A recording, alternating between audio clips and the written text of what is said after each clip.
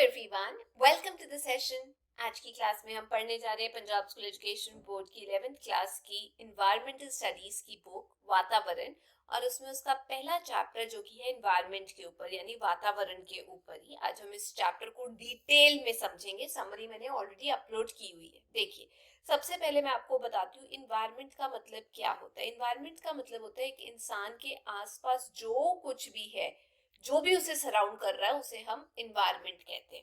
इसके अंदर एनर्जी भी आ जाती है, या आप कह सकते हैं इसके अंदर जो भी आसपास हमारे मैटर है, चीजें हैं, वो सब जो हमें इन्फ्लुएंस करती हैं, हमारे पे असर करती हैं, या दूसरे जीव जंतु जो भी है मैटर में, वो सब इन्वायरमेंट में आ जाता है। एक और डेफिनेशन है इन्वायरमेंट की कि जो इंसान है वो अपनी सराउंडिंग्स के साथ जिस तरीके से इंटरैक्ट करता है, तो वो जो टोटल कंडीशंस बनती हैं, हालात बनते हैं एक गिवन टाइम पे, एक गिवन स्पेस में, एक जगह में, उसे हम इन्वायरमेंट कहते हैं। तो मतलब वो हालात जो हमारे को आसपास घेरे हुए हैं एक पर्टिकुलर टाइम या एक पर्टिकुलर जगह में, उसे हम इन्वायरमेंट कहते हैं, जिसमें हम अपने आप को अडेप्ट करते हैं, मतलब अपने आप को उस हिसाब से बदलने की कोशिश करते हैं। देखिए, अगर हम पुराने दिनों की बात करें, बहुत पहले की बात करें, तो इंसान जो था वो कुदरत के साथ बड़ी शांति में रहता था, ना ज्यादा एक्सप्लॉइट करता था नेचर को, ना ज्यादा बिगाड़ता था। लेकिन आज की डेट में तो इंसान ने बिगाड़ना छोड़ो, इंसान ने तो नजायज फायदा उठाना शुरू कर दिया अपने इन्वायरमेंट का, या आप कह सकते हैं अपने आसपास जो चीजें उसे एक्सप्लॉइट करना शुरू कर दी है। और धीरे धीरे जो आसपास चीजें हैं उसकी वजह से, क्योंकि वो इतनी एक्सप्लॉइट हो रही है, वो तबाह होती जा रही है। तो हम ये भी कह सकते हैं कि इंसान का बुरा असर पड़ा है उसके इन्वायरमेंट पे, उसकी भूख, उसकी ग्रीड, उसकी लालच की वजह से। और ये जो इन्वायरमेंट है, मैंने क्यों कहा कि एक पर्टिकुलर स्पेस और टाइम पे जो आपके आसपास होता है उसे इन्वायरमेंट कहते हैं, क्योंकि ये जो वातावरण है ये हर जगह पर सेम नहीं होता। अब वातावरण या इन्वायरमेंट के दो कंपोनेंट्स हैं, उसके दो भाग हैं जो इन्वायरमेंट को बनाते हैं। एक भाग है नॉन लिविंग, जिसे हम ए बायोटिक बोलते हैं, और एक उसके अंदर आ जाते हैं लिविंग चीजें। ए बायोटिक नॉन लिविंग के अंदर क्या क्या आ जाता है? जो कुदरत में मौजूद है, बारिश हो गई, किसी तरीके की एनर्जी, ताकत हो गई, सूरज की किरणें, तापमान, टेम्परेचर, हवाएं, पानी का बहना, बड़े बड़े समुद्रों में कोई केमिकल कंपोनेंट्स होते हैं, जैसे हवाओं में ऑक्सीजन हो गई, कार्बन डाइऑक्साइड हो गई, कितनी एसिडिटी है, नमकीन, या आप कह सकते हैं पानी के अंदर नमक का कितना मात्रा है। कोई प्लांट्स के अंदर चीजें जो पाई जाती है जो इनऑर्गेनिक होती है, ध्यान से सुनिए, मैं प्लांट्स नहीं बोल रही, लेकिन प्लांट्स के अंदर ही कुछ इनऑर्गेनिक न्यूट्रिएंट्स होते हैं जो कि हमारे पास एक एग्जाम्पल बनते हैं हमारे ए बायोटिक कंपोनेंट्स का। जब मैं इसकी बात करती हूँ इनऑर्गेनिक, तो इसमें क्या आ जाता है? देखो, एक तो वाटर आ जाता है प्लांट्स के अंदर जो मौजूद होता है, या उसके अंदर जो खनिज पदार्थ होते हैं जिसे हम मिनरल्स कहते हैं, वो ए बायोटिक का काम करते हैं। मिट्टी हो गई, हवा हो गई, लाइट हो गई, ये सब कुछ ए बायोटिक कंपोनेंट्स के अंदर आ जाता है। अब आपकी बुक में एक और चीज दी हुई है जिसे हम बोलते हैं जियो मैग्नेटिज्म। अब ये जियो मैग्नेटिज्म क्या होता है? जियो मैग्नेटिज्म का मतलब ये होता है कि अर्थ की, धरती की एक मैग्नेटिक फील्ड होती है, जिसमें एक नॉर्थ पोल होता है, एक साउथ पोल होता है। तो उस वजह से धरती जो है अपने आप को ओरिएंट करती है, मतलब घुमाती है, सब कुछ चलता है। तो ये जो जियो मैग्नेटिज्म है, मैग्नेट से याद रखना, जो धरती की मैग्नेटिक फील्ड है उसे हम जियो, जियो मतलब अर्थ, उसकी मैग्नेटिज्म बोलते हैं। अब ये जो नॉन लिविंग कंपोनेंट्स हैं वो हमारी जिंदगी के लिए बहुत जरूरी है, क्योंकि आप हवा के बिना, सूरज के बिना काम कैसे करेंगे, सरवाइव कैसे करेंगे? और दूसरा हिस्सा इन्वायरमेंट का आ जाता है हमारे पास बायोटिक कंपोनेंट्स। बायोटिक का मतलब होता है लिविंग कंपोनेंट्स, जीव जंतु, जो जीते जाते जो जंतु हैं वो बायोटिक कंपोनेंट्स में आ जाते हैं। इसमें ना छोटे छोटे माइक्रो ऑर्गेनिजम्स, जिसे हम डीकम्पोजर्स बोलते हैं, जो चीजें खत्म हो जाती है उसके ऊपर काम करते हैं और फिर उसे वापस इन्वायरमेंट में उसकी एनर्जी जो है वो लेकर आते हैं। जैसे कोई जानवर मर गया तो डीकम्पोजर उसके ऊपर काम करेंगे और उसके अंदर से जितने न्यूट्रिएंट्स हैं वो वापस सॉइल में, आप कह सकते हैं हमारे इन्वायरमेंट में चले जाएंगे। तो डीकम्पोजर्स एग्जांपल है बायोटिक कंपोनेंट के। प्लांट्स जो प्रोड्यूसर्स है, जो करता धरता है, जो हमें खाना देते हैं, एनिमल्स, और जो इंसान है जो कंज्यूम करता है, ये सारे बायोटिक कंपोनेंट्स आ जाते हैं। आप कमेंट सेक्शन में मुझे एक एक एग्जांपल जरूर दीजिएगा बायोटिक और ए बायोटिक कंपोनेंट्स का। अब देखिए, ये जो बायोटिक कंपोनेंट्स है और जो एबायोटिक कंपोनेंट्स है, ये दोनों मिलके एक ऐसा सिस्टम तैयार करते हैं जिसकी वजह से हमारी जो एनर्जी है उसका भी ट्रांसफर होता है, यहाँ से यहाँ, यहाँ से यहाँ, पूरा साइकिल चलता है, और उसी की वजह से हमारी जो लाइफ है वो भी चलती है। देखिए, ये चीज याद रखना कि जो मेन स्रोत है एनर्जी का वो सूरज होता है, वहां से आपको सबसे ज्यादा एनर्जी मिलती है, क्योंकि सूरज की जो एनर्जी है वो हमारे ग्रीन प्लांट्स जो हैं वो यूज करते हैं फोटोसिंथेसिस में, खाना बनाने में। इसी एनर्जी को यूज करके वो एक केमिकल एनर्जी तैयार करते हैं, याद रखना। सूरज की एनर्जी को यूज करके केमिकल एनर्जी तैयार करते हैं जिसे हम फूड बोलते हैं, खाना कर बोलते हैं। तो जो एनिमल्स हैं, हम ये कह सकते हैं, वो डायरेक्टली सीधे तौर पे प्लांट से खाना हासिल करते हैं, या उन जानवरों को खा के खाना हासिल करते हैं जो प्लांट्स पे निर्भर करते हैं, शाकाहारी जिसे हम बोलते हैं। सूरज से एनर्जी प्लांट्स को मिलती है, एनिमल्स प्लांट्स पे डिपेंड करते हैं सीधे तौर पे, या उन जानवरों को खा के जो प्लांट्स को खाते हैं। वैसे ही जब एनिमल्स मर जाते हैं, उनकी बॉडी पे कौन एक्ट करता है, मैंने अभी आपको बताया था, कमेंट सेक्शन में मुझे जरूर बताना। तो वो जो एनर्जी है, जो मरे हुए जानवरों की, प्लांट्स की एनर्जी है, जब डीकम्पोजर्स उस पे एक्ट करते हैं तो वो जो एनर्जी है वो वापस हमारे वातावरण या एनवायरनमेंट में चली जाती है। अब हम बात करते हैं डायमेंशंस क्या क्या होती हैं हमारे एनवायरनमेंट की। जब मैं डायमेंशंस की बात करती हूँ तो उसका मतलब ये होता है कि क्या क्या चीजें जो हैं वो हमारे एनवायरनमेंट में आती हैं। अगर आपको डायमेंशन का मतलब ऐसे नहीं समझ में आता तो आप ये कह सकते हैं कौन कौन से पहलू हैं हमारे एनवायरनमेंट के। उसमें 3 पहलू हैं। जैसे आप फिजिक्स, केमिस्ट्री और बायो पढ़ते हैं, या फिजिक्स, केमिस्ट्री और मैथ्स पढ़ते हैं, वैसे ही आप याद कर सकते हैं, पी से फिजिक्स, बी से बायोलॉजी, और एस से, सी की जगह एस आ गया क्योंकि हम एस सोशल का कुछ पढ़ रहे हैं या एनवायरनमेंट का कुछ पढ़ रहे हैं, तो आप सोशल एक एस्पेक्ट को भी याद रखिएगा। अब सबसे पहले मैं आपको ज्ञान देती हूँ कि हमारे पास फिजिकल एनवायरनमेंट में क्या क्या चीजें आ जाती हैं। फिजिकल एनवायरनमेंट जो है वो 3 हिस्सों का बना होता है, यहाँ पर आप डायग्राम में भी देख सकते हैं। जो हमारे आसपास एटमॉस्फेयर है, हवा है, हाइड्रोस्फेयर यानी पानी है, और वैसे ही लिथोस्फेयर यानी कि जमीन जो है, ये तीनों के तीनों हमारे फिजिकल एनवायरनमेंट के पहलू हैं। ये तीनों जब मिलते हैं तो यहाँ पर आप देख सकते हैं ये बायोस्फीयर बन रहा है, जहां पर तीनों मिलते हैं। बायो का मतलब लिविंग, स्फीयर का मतलब वो वाला हिस्सा जहां पर जीव जंतु रहते हैं, सरवाइव करते हैं। तो फिजिकल एनवायरनमेंट में 3 चीजें आती हैं, 3 कंपोनेंट्स है, एटमॉस्फेयर, हाइड्रोस्फेयर और लिथोस्फेयर। अब एटमॉस्फेयर क्या है? हमारे आसपास जो एक इन धरती के आसपास आप ये कह सकते हैं गैसों का एक कवच है, एक ब्लैंकेट है जो हमारी धरती को सूरज की जो किरणें हैं उससे बचा के रखता है। उसी कवच के अंदर आपको ऑक्सीजन मिलती है जिसको हम एनिमल्स भी यूज करते हैं और हम इंसान भी यूज करते हैं। किस लिए यूज करते हैं? सांस लेने के लिए। लेकिन असली रीजन ये है कि जब हम सांस लेते हैं तो हमारा जो खाना है जो हमने प्लांट से लिया है, ठीक है, उसको ऑक्सीडेशन ऑफ फूड कहते हैं। कहने का मतलब वो जो खाना है उसको पचाने में मदद करता है ऑक्सीजन, जिस खाने से हम एनर्जी लेकर अलग अलग काम कर सकते हैं। वैसे ही जो कार्बन डाइऑक्साइड है उसको प्लांट्स यूज करते हैं अपना खाना बनाने के लिए, कहने का मतलब केमिकल फॉर्म में चेंज करने के लिए। एटमॉस्फेयर जो है हमारे आसपास वो एक ग्रीन हाउस का काम करता है। ग्रीन हाउस का काम कैसे करता है? सूरज से जो गर्मी वाली किरणें आती हैं उससे हमारी धरती का तापमान बढ़ने से कंट्रोल करता है, मतलब रिस्ट्रिक्टेड अमाउंट की हीट ही अंदर आ पाती है। और यही ग्रीन हाउस जो गैसेस हैं ये कई बार अगर मात्रा में ज्यादा हो जाए तो हीट ज्यादा एब्जॉर्ब कर लेती, जिसकी वजह से तापमान जो है वो बढ़ जाता है। तो ग्रीन हाउस की वजह से हमारा जो प्लैनेट है, हमारी जो धरती है, वो सूरज की किरणों से भी बची हुई है और साथ ही साथ जो टेम्परेचर है उसको भी कंट्रोल करती है, रात को ठंड कर देती है।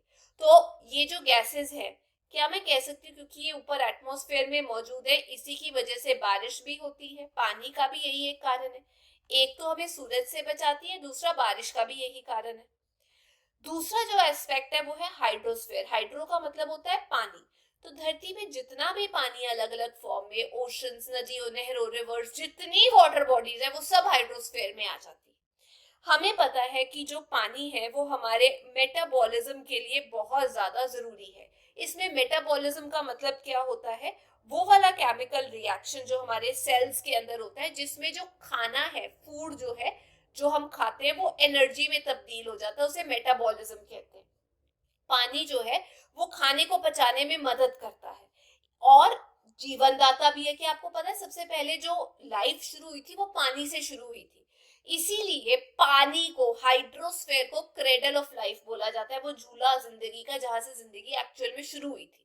जो बच्चे हैं उसको झूले में डाला जाता है ना, पहले जब वो छोटे होते हैं सुलाने के लिए, या वैसे उसको झूला दिया जाता है, इसलिए हाइड्रोस्फेयर को भी क्रेडल ऑफ लाइफ कहते हैं, क्योंकि जिंदगी यहीं से शुरू हुई थी।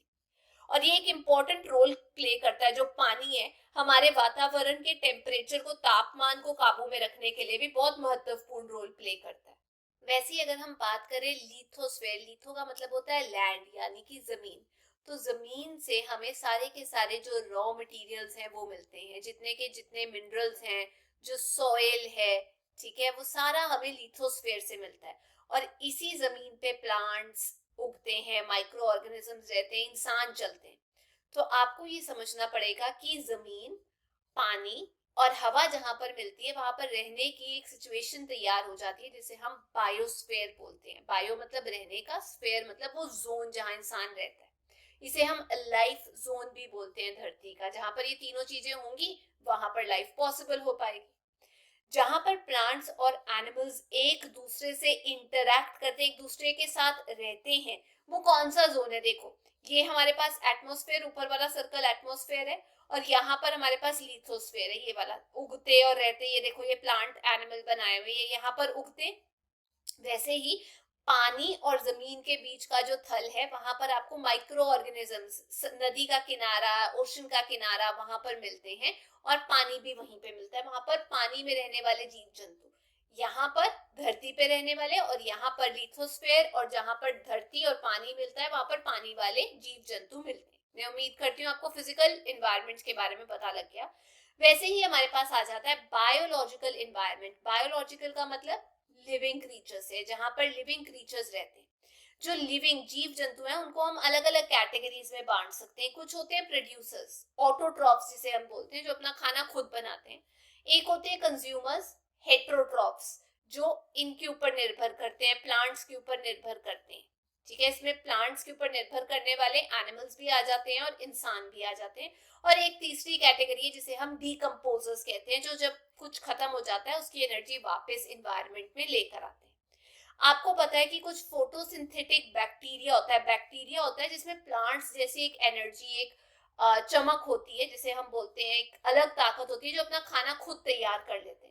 तो कुछ बैक्टीरिया होते हैं जो खाना अपना खुद तैयार करते हैं, जैसे प्लांट्स करते हैं, उनको हम फोटोसिंथेटिक बैक्टीरिया बोलते हैं। इनको हम प्रोड्यूसर्स बोलते हैं। क्यों?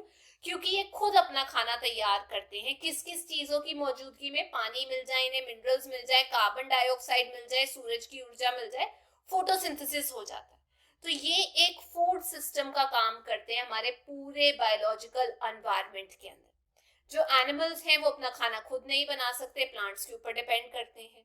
तो इसीलिए जो कंज्यूमर्स होते हैं वो दो कैटेगरी के होते हैं। एक होते हैं प्राइमरी कंज्यूमर्स, जो सीधा हर्बीवोर्स जिन्हें हम बोलते हैं, जो प्लांट्स, पत्ते खाते हैं, जो रॉ मिलता है पौधों से वो खाते हैं, जैसे हेयर हो गया, खरगोश हो गया, डियर हो गया, एलिफेंट्स। दूसरे होते हैं शाकाहारी, एक मांसाहारी होते हैं।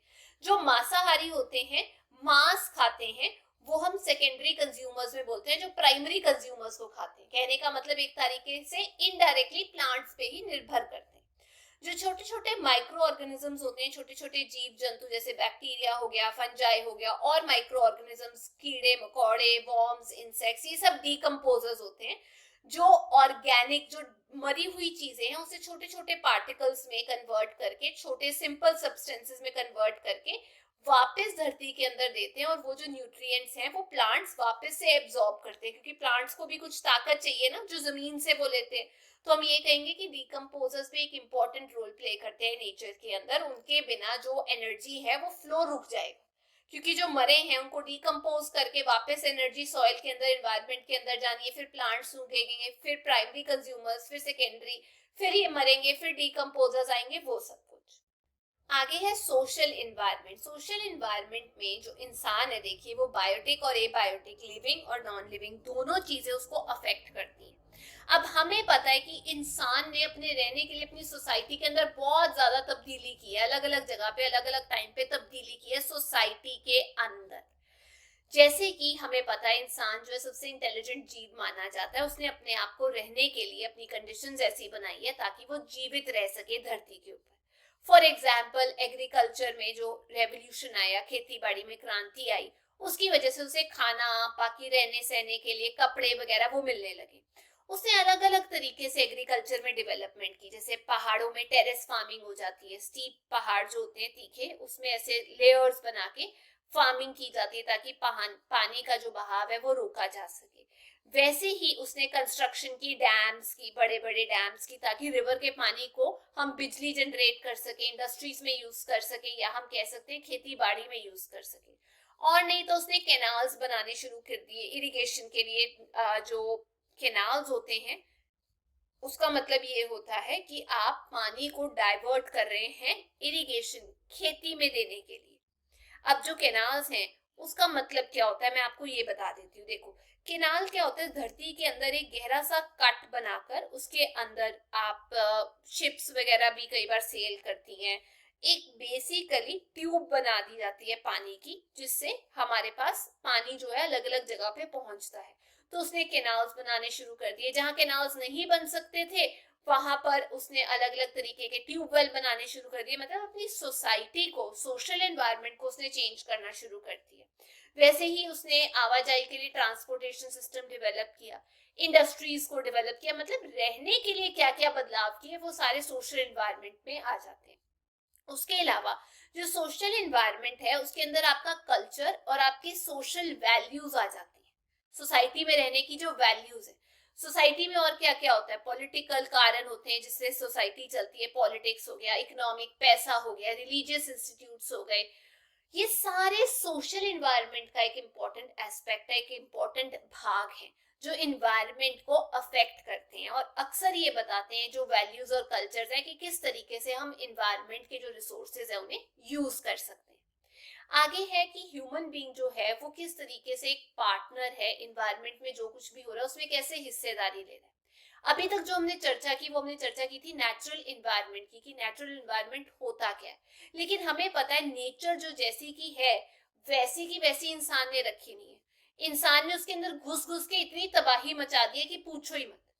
देखो ये शुरुआत कैसे हुई, पहले तो इंसान पहाड़ों की चोटियों तक पहुंच गया, उसने जंगलों में जाना शुरू कर दिया, ओशन, नदियों के जो सबसे बॉटम वाले हिस्से हैं वहां तक वो पहुंच गया, एंटार्क्टिका यार सबसे दूर ठंडा जो कॉन्टिनेंट है वहां तक पहुंच गया। आज की बात की अगर हम इन्वायरमेंट की बात करें तो उसमें नेचुरल और मैन मेड इन्वायरमेंट आता है। दो चीजें होती है, नेचर आ जाती है उसके अंदर और इंसान आ जाते हैं इन्वायरमेंट के अंदर, है ना।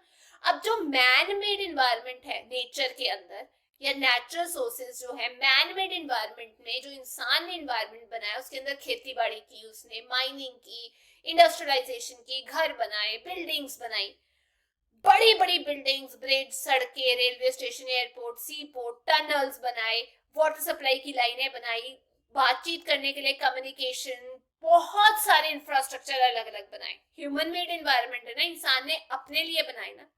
लेकिन ये जो कंडीशंस हैं इसकी वजह से इंसान ने अपना भला तो किया, अपने रहने के लिए चीजें आसान की, लेकिन इस बनाने के चक्कर में उसने कुदरत को बहुत ज्यादा बिगाड़ दिया, ओवर एक्सप्लॉइट करना शुरू कर दिया नेचुरल रिसोर्सेज को। जैसे पानी की जब यूज की, एयर की या लैंड की यूज की, उसने उसके अंदर चेंजेस लाने शुरू कर दिए इतने बुरे तरीके से कि गंदगी फेंक दी, हवा प्रदूषण कर दिया, कि सिर्फ अपना यूज नहीं किया, बस बिना देखे समझे दूसरे चीज का नुकसान किया, कुदरत का नुकसान किया, जिसकी वजह से आज इंसान को खुद बहुत सारी प्रॉब्लम्स का सामना करना पड़ रहा है। अब ये तबाही को रोकने के लिए और डिग्रेडेशन को रोकने के लिए आज की डेट में बहुत ज्यादा वातावरण को लेके सोसाइटी जो है, ऑर्गेनाइजेशंस, गठन जो है, उन्होंने लोगों को जागरूक करना शुरू कर दिया, पोस्टर्स निकाल कर, रैलीज करके, लेक्चर दे के, लोगों को फिल्म्स दिखाकर कि भाई ओवर एक्सप्लॉयटेशन करने से तुम कितना नुकसान कर रहे हो। इवन जो लोकल गवर्नमेंट है, जैसे म्युनिसिपल कॉर्पोरेशन हो गई, पंचायत हो गई, वो भी सपोर्ट कर रही है इस चीज को कि इतना नुकसान मत करो। इसके नतीजे ये होता है कि बहुत सारी जगह पर हमने दुनिया भर में और इंडिया में भी ऐसे ऐसे क्षेत्र चुन दिए हैं जहां पर इंसान जो है वो घुस ही नहीं सकते, इंटरफेयर ही नहीं कर सकते। और उन क्षेत्रों को अलग अलग नाम दिए, बेशक वो कुदरत की सुरक्षा के लिए, बेशक जीव जंतुओं की सुरक्षा के लिए। जैसे उसको नाम दिया बायोस्फीयर रिजर्व, जहां पर नेचर में ही नेचुरल चीजें और प्लांट्स और एनिमल्स इकट्ठे रहते हैं, उन्हें हम बायोस्फीयर रिजर्व्स बोलते हैं। वैसे ही नेशनल पार्क्स उसने बना दिए जहां पर जो जानवर बहुत खतरे में है उनको सुरक्षित रखा जा रहा है। वाइल्ड लाइफ सेंचुरी स्थापित कर दी। यहाँ पर जो गवर्नमेंट है वो बहुत इंपॉर्टेंट रोल प्ले कर रही है प्रोटेक्टेड एरियाज को बचाने के लिए, और साथ ही साथ यहाँ पर आपको बहुत सारे रिक्रिएशनल एक्टिविटीज भी मिल रही है जिससे डैमेज और ज्यादा ना हो नेचर को। मतलब कई बार आपको बोटिंग करने को मिल जाएगी, एक सफारी करने को मिल जाएगी। तो जो इन्वायरमेंट के हिक में लोग बोलते हैं कि इन्वायरमेंट को सुधारो, जो कंजर्व करने को बोलते हैं, वो बहुत कॉन्शियस हो रहे हैं कि यार कुछ बदलाव जो है वो जरूरी है ताकि हम इन्वायरमेंट को बचा सके, कुदरत को बचा सके। क्योंकि कुदरत में नेचर भी आ जाता है इन्वायरमेंट में, और मैन मेड चीजें भी आ जाती हैं। अब बात करते हैं सोसाइटी और इन्वायरमेंट की। सोसाइटी क्या होती है? जहां पर कुछ लोग इकट्ठे रहते हैं, इंटरैक्ट करते हैं एक जोग्राफिकल एरिया के अंदर, एक इस तरीके से इंटरैक्ट करते हैं कि एक सेम कल्चर जो है वो शेयर करते हैं। हमें पता है कि जब ह्यूमन सोसाइटी और नेचुरल इन्वायरमेंट जो है वो एक दूसरे पे बहुत बुरे तरीके से निर्भर करते हैं। नेचर जो है उसके बिना इंसान नहीं एग्जिस्ट कर सकता। जब से इंसान जो है वो होंद में आए हैं, बहुत सारे अलग अलग ग्रुप्स, बहुत सारे समाज जो है वो भी होंद में आए हैं और उन्होंने अपने आप को नेचर के इन्वायरमेंट के हिसाब से बदला। कहने का मतलब ये कि जहां पर फर्टाइल लैंड है, जमीन जो है बहुत ज्यादा फर्टाइल है, वहां पर लोगों ने क्या किया, नेचर को मद्देनजर रखते हुए एग्रीकल्चर करनी शुरू कर दी, वो काम करना शुरू कर दिया।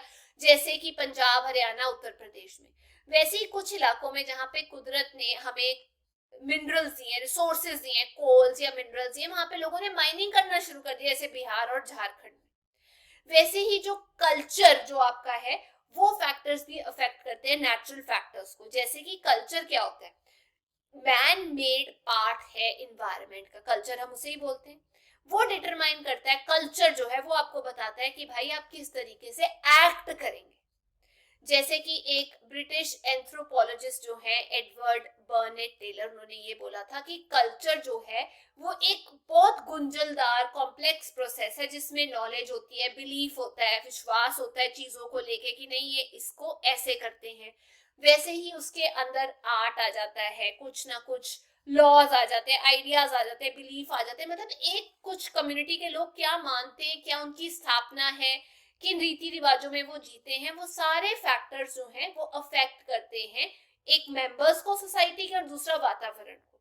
जो कल्चरल फैक्टर्स हैं उनको हम ऐसे समझ सकते हैं, जैसे एक एग्रीकल्चर सोसाइटी है, ठीक है। अब एग्रीकल्चर के लिए पानी की बहुत जरूरत होती है, इरिगेशन की बहुत ज्यादा जरूरत होती है। तो नतीजा ये निकला कि उन्होंने रिवर्स बनाने शुरू कर दिए। जो रिवर्स हैं उनको यूज करना शुरू कर दिया, वहां पर डैम्स बनाने शुरू कर दिए ताकि पानी स्टोर करके अलग अलग यूजों में लेकर आया जाए। जहां पर डैम्स नहीं बन सकते वहां पर उन्होंने ट्यूबवेल्स बनाने शुरू कर दिए। जैसे पंजाब में अब हुआ क्या, ग्राउंड वाटर का जो लेवल है वो इतना ज्यादा नीचे जाता जा रहा है क्योंकि ट्यूबवेल्स जो हैं, जो उन्होंने कल्चरली बोला कि ये सही रहेंगे, कस्टम बिलीफ था, तो उन्होंने वो ट्यूबवेल से इतना पानी निकाल लिया कि आज की डेट में ग्राउंड वाटर लेवल तो गिरता जा रहा है ना। तो हम ये कहेंगे कि एग्रीकल्चर जो है वो एक कल्चरल फीचर था, क्योंकि नेचर ने वो प्रोवाइड किया था, उसने कुदरत को भी अफेक्ट कर दिया हमने।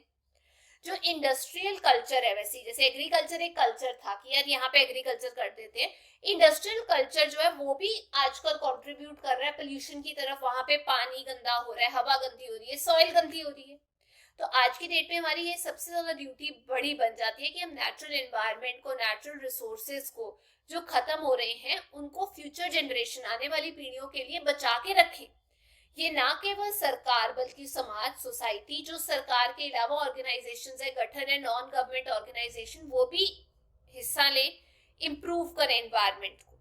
सबसे ज्यादा इंपॉर्टेंट एस्पेक्ट नेचुरल एनवायरनमेंट को इम्प्रूव करने का ये है कि जो हम आम लोग हैं, जनरल पब्लिक जो है, वो बहुत बड़ा योगदान दे सकती है।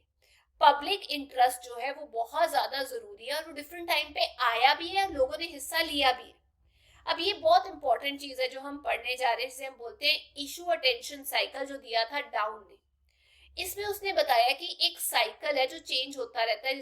क्या चेंज होता है उसके अंदर? पब्लिक का इंटरेस्ट वातावरण को लेके। अब इसकी 5 स्टेजेस है। पहली स्टेज में उसने ये बताया कि जो पब्लिक है वो तो जागरूक ही नहीं एनवायरनमेंट में चल के आ रहा है प्रॉब्लम्स के। दूसरी स्टेज के अंदर उनका ध्यान जो है वो लेकर आया जाता है एनवायरनमेंट में क्या क्या प्रॉब्लम्स है, मीडिया के द्वारा वो खुद ऑब्जर्व करते हैं और लोग रिस्पॉन्ड करते हैं, इंटरेस्ट लेते हैं कि अरे यह तो गलत हो रहा है। तीसरे स्टेज के अंदर जब लोग इंटरेस्ट लेते हैं तो वो इंटरेस्ट लेके इम्प्रूवमेंट करने की कोशिश करते हैं, रियलाइज करते हैं कि यार इसको चेंज करने में तो एक कॉस्ट लगेगी, कहना का मतलब टाइम लगेगा, इन्वेस्टमेंट लगेगी, दिमाग लगेगा। लोगों को समझ में आता है कि जो वो टेक्नोलॉजिकल डेवलपमेंट कर रहे हैं वो बेस्ट सोल्यूशन है ही नहीं इन्वायरमेंट को सुधारने का, उससे तो इन्वायरमेंट और गंदा हो रहा है। तो पहले में वो जागरूक नहीं थे, दूसरे में जागरूक किया गया, तीसरे में उनका ध्यान लेकर आया गया और उन्होंने खुद सोचना चालू किया। चौथी स्टेज के अंदर जो पब्लिक का इंटरेस्ट है वो नीचे गिरना शुरू हो जाता है, मतलब वो इंटरेस्ट कम लेना शुरू कर देती है। ठीक है, अब यहाँ पर डिफिकल्टी आनी शुरू हो जाती है उनको, या तो उनको एटीट्यूड जिसमें वो हिस्सा ले रहे हैं, जिस चीज के अंदर वो काम कर रहे हैं वो एटीट्यूड उनको मिलता नहीं है, ना पैसे मिलते हैं, और दूसरा उनको ये लगता है कि यार ये तो टाइम बहुत ज्यादा वेस्ट हो रहा है। मतलब नीचे गिरने का कारण मेन ये है कि जो प्रोग्राम है वो सही तरीके से नहीं चलते और कॉस्ट भी बहुत ज्यादा आती है जो उनके इंटरेस्ट को फिर से अलग कर देती है। पांचवी स्टेज में ये होता है कि जो पब्लिक है वो बीच बिचाले आ जाती है, मतलब कई बार पांचवी स्टेज में इंटरेस्ट बढ़ जाता है किसी टाइम पे कम हो जाता है। चौथी पे तो कम होता ही है क्योंकि डिफिकल्टी आनी शुरू हो जाती है जब आप कोई काम करते हो, लेकिन पांचवी स्टेज के अंदर वो बिल्कुल ही खत्म होना या बढ़ना शुरू हो जाता है, मतलब वेव ऐसी चलनी शुरू हो जाती है क्योंकि लोग अब जागरूक हो चुके हैं। तो आज की डेट में अगर हम प्रेजेंट सिचुएशन की बात करें तो मिडल में है हम कहीं इशू अटेंशन साइकिल के, मतलब हम देख रहे हैं क्या हो रहा है बट अभी एक्ट नहीं कर पाए उसके ऊपर। अगला टॉपिक है different types of social systems and there impact. अलग अलग टाइम पे अलग अलग सोशल सिस्टम थे और उनका क्या असर पड़ा एनवायरनमेंट के ऊपर। देखो आजकल की बात अगर हम करें तो ये होता है कि सोसाइटी जो है दुनिया की वो दो बटों हिस्सों में बटी हुई है, एक है कैपिटलिस्टिक सोसाइटी और एक है सोशलिस्टिक सोसाइटी। इनकी अपनी अपनी अप्रोच है वातावरण को लेके, नेचर को लेके, सब कुछ अपना अपना पॉइंट ऑफ व्यू है, नजरिया है सरकार का भी। अगर हम कैपिटलिस्टिक सोसाइटी की बात करें तो याद रखना कैपिटल का मतलब होता है पैसा, जो पैसे से ड्रिवन सोसाइटी होती है, जिसमें जैसे बड़े बड़े देश हैं उनको ये लगता है यार मैक्सिमम प्रोडक्शन करो, सबसे ज्यादा चीजें बनाओ और सबसे ज्यादा मुनाफा करो, मतलब वो प्रॉफिट के ऊपर काम करती हैं। टेक्नोलॉजी इतनी बना लेती हैं जो हम कंपीट भी नहीं कर सकते, बट वो कंपनियां जब ये टेक्नोलॉजी बनाती हैं वो बिल्कुल भी असर देखती नहीं है कि क्या होता है एनवायरनमेंट के ऊपर, नेचुरल रिसोर्सेज के ऊपर क्या असर होता है, बिकॉज वो अपने सेल्फिश इंटरेस्ट के लिए काम कर रही है। तो ये जो डेवलपमेंट है इसमें जो इकोलॉजी है या जो वातावरण है उसमें इम्बैलेंस आ जाता है क्योंकि इतनी ओवर एक्सप्लॉयटेशन होती है। उसके ऑपोजिट जो सोशलिस्टिक सोसाइटी है, जैसे हम, जैसे भारत जैसा जो देश है, उनको समझ में आता है कि यार नेचुरल रिसोर्सेज की बहुत अहमियत है, इन्वायरमेंट की बहुत अहमियत है और इसमें प्रॉब्लम्स हैं। ऐसी सोसाइटीज जो है वो अच्छे ट्रेडिशंस, रीति रिवाजों पे चलकर ये जो एक्सप्लॉयटेशन हो रही है नेचुरल रिसोर्सेज की, इसको कम करने की कोशिश करती है ताकि इंसान और कुदरत जो है शांति से रह सके। तो ये जो इन्वॉल्वमेंट है सोसाइटी की, किस तरीके से रिसोर्सेज यूज होंगे, तैयार होंगे, बनेंगे, डेवलप होंगे, इससे उनको अपनेपन, लगाव की एक फीलिंग आती है। सोशलिस्टिक सोसाइटी में लोग जो है वो सोचते हैं कि कितने प्लस पॉइंट है, कितने नेगेटिव है जो हम कर रहे हैं उसके वातावरण के ऊपर, और उस हिसाब से कॉन्शियसली वो काम भी करते हैं बचाने के लिए वातावरण को। कैपिटलिस्टिक सोसाइटी बिल्कुल नहीं काम करती, वो बस प्रॉफिट ड्रिवन सोसाइटी है।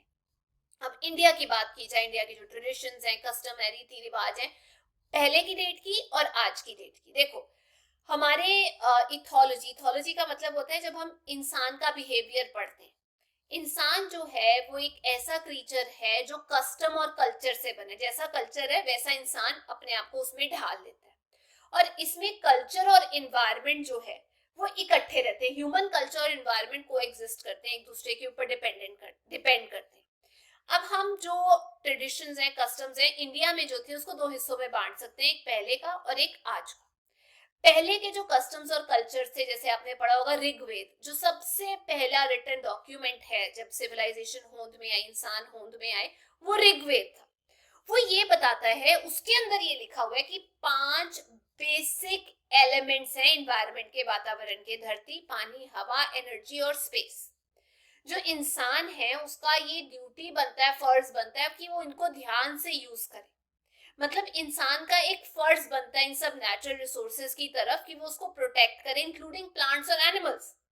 हमारे जो उपनिषद है उसमें ये बोला गया कि नेचुरल रिसोर्सेज को ध्यान से यूज करो ताकि हम आने वाली जो पीढ़ियां हैं उनके लिए ये सब कुछ बचा सकें। तो यही रीजन है कि पहले के टाइम में जो हमारे पेड़ थे उनको वर्शिप किया जाता था, पूजा जाता था, और उनको काटना बिल्कुल वर्जित था, मना किया गया था। तो हम ये कह सकते हैं इन्वायरमेंट को एक इम्पोर्टेंट हिस्सा माना जाता था पहले समाज का, सोसाइटी का। और आज की अगर हम बात करें, आज जो कस्टम्स और कल्चर है उसमें हम अपने आप को ढालने की कोशिश करते हैं वातावरण के हिसाब से। जैसे मैं जम्मू कश्मीर का एग्जांपल दूं, वहां पे बहुत ठंडी होती है, इसलिए वहां पे रहने के लिए लोग अलग तरीके के फिरन टाइप के कपड़े पहनते हैं, लंबे एक कोट होता है। कांगड़ी मतलब एक तरीके का आप ये कह सकते हैं हीटर रखते हैं गर्म रखने के लिए अपने शरीर को। एक स्पेशल ड्रिंक पीते हैं जिसे हम कावा बोलते हैं, बॉडी टेम्परेचर को ठीक रखने के लिए, तापमान ठीक रखने के लिए। वैसे ही राजस्थान की अगर बात की जाए, जहां पर रेतीला इलाका है, वहां पर जो दिन है वो बहुत ज्यादा गर्म होते हैं। इस वजह से दिन में इतनी गर्मी होने की वजह से वहां के लोग, शायद आपने देखा होगा, बड़ी लंबी लंबी टर्बन्स डालते हैं सिर के ऊपर, ऑलमोस्ट 14 मीटर की हाइट की होती है, जो एयर कंडीशनर का काम करती है। बड़ी बड़ी वो लोग मूछें रखते हैं। क्यों रखते हैं? ताकि जो मिट्टी है वो उनके मुंह में या नाक में ना जाए। जो लड़कियां हैं वहां पर जो रहती हैं वो घूंघट या पर्दा रखती हैं ताकि अपने आप को मिट्टी से, गर्मी से बचा के रख सके। भारत के जो साउथ के स्टेट्स है, सदर्न स्टेट्स है, वहां पर बहुत ज्यादा ह्यूमिडिटी होती है, चिपचिपापन, नमापन होता है, क्योंकि वहां पर आसपास समुद्र है। इस वजह से वहां पर लोग कॉटन की लुंगी पहनते हैं, धोती पहनते हैं, कॉटन के कपड़े, कुर्ता पहनते हैं, जिससे हवा आर पार होती है। उसके अलावा वो अपने शोल्डर पे एक अंग वस्त्र रखते हैं ताकि गर्मी, पसीना आए तो उसको पहुंच सके।